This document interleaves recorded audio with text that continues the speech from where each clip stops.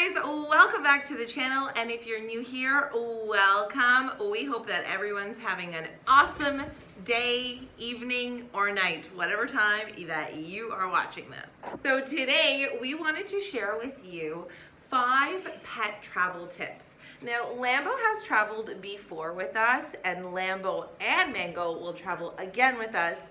And I will be doing a video also on airline travel specifically for dogs and airline travel specifically for birds. So if that's something that you're interested in, stay tuned. So based on our previous experience and on our personal experience that's coming up, we are going to share with you 5 tips that you need to know when traveling with your pets, plus a bonus tip. So let's jump into it and let's get started. So tip number 1 that I have for you is to use a pet agent. Use a pet relocation agency or pet agent if you're just traveling, whether you're doing it for a vacation or you're relocating. I just couldn't recommend it enough. We've used it both times for Lambo, and we've also used a pet agent for Mango, and it just makes everything so much easier, smoother, and stress-free, and you don't have to worry about as many things and remembering all the different documents and understanding all these export and import licenses and stuff like that. So it really makes it a lot easier, and they can be pricey, but usually I find that they're inexpensive, especially when it comes to dogs and cats.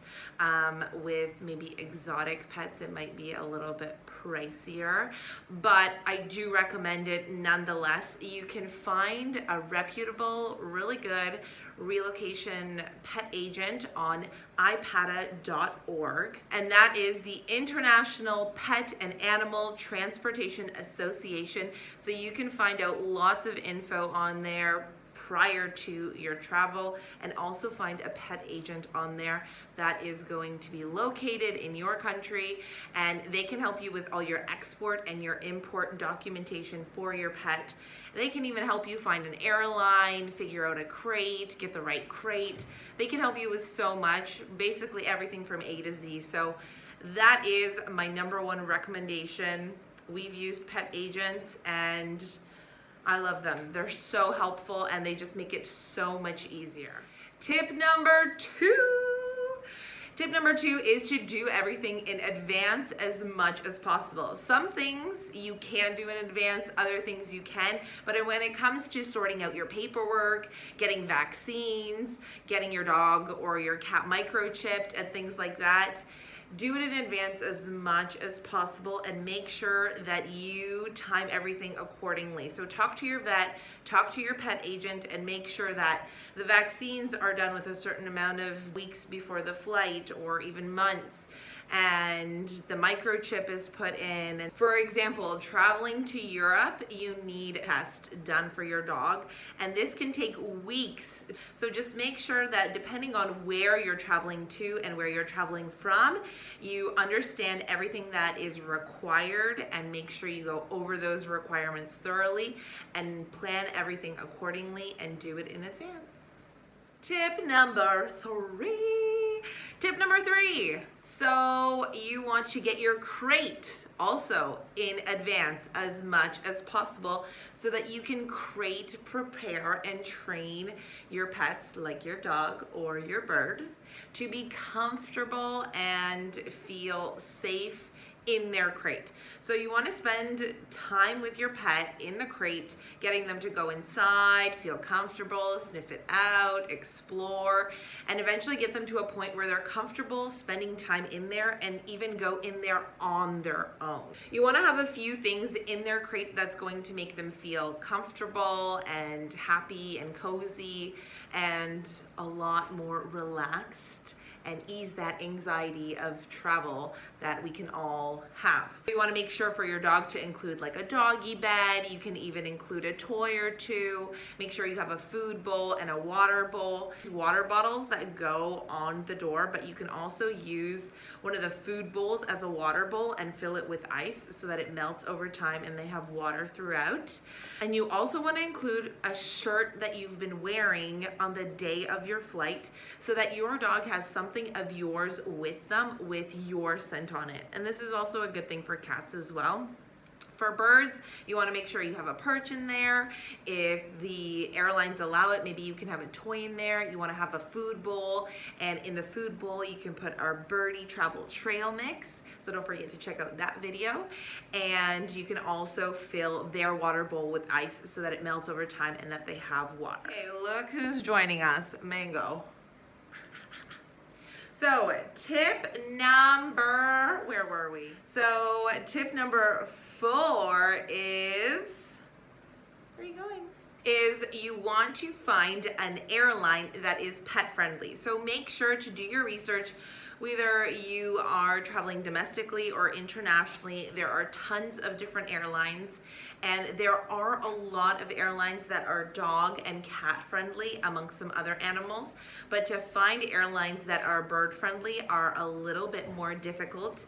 Maybe not so much domestically, depending where you live, but definitely internationally.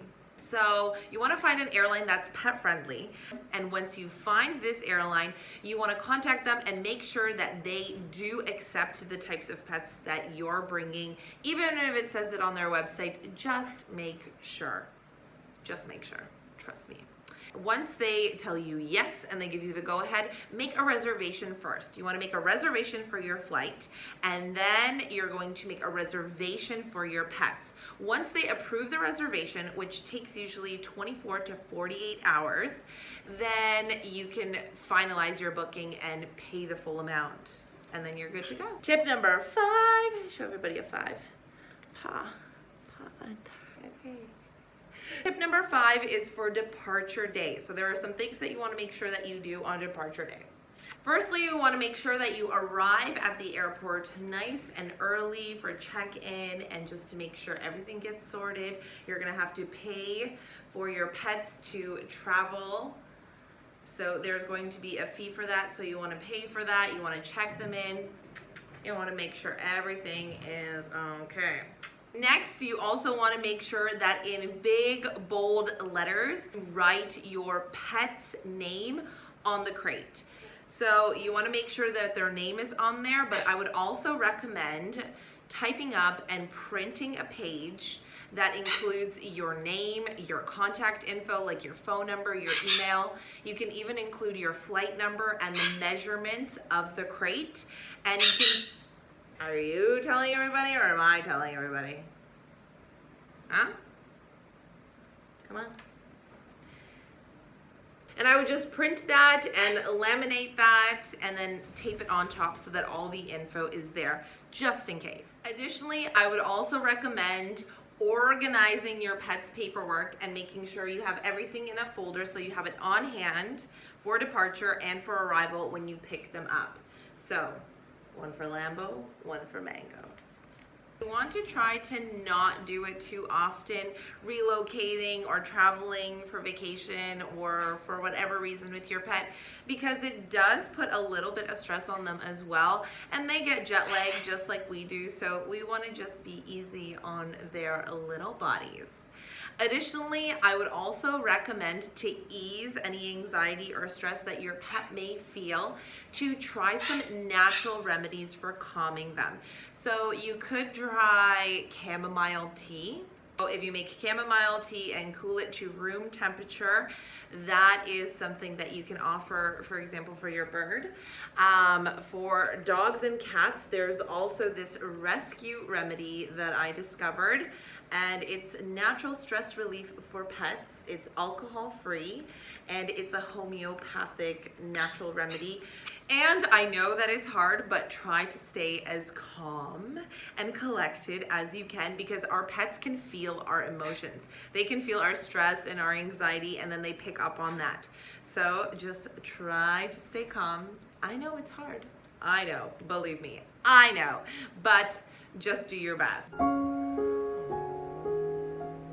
Those are our travel pet tips for today when traveling. And if you have any more questions, then please leave a comment below and we'll be happy to answer them and help you guys out. So that's it for today, guys. Thank you so much for joining us. We hope that these tips were helpful for you. And don't forget to like this video and subscribe to the channel. And we'll see you next time.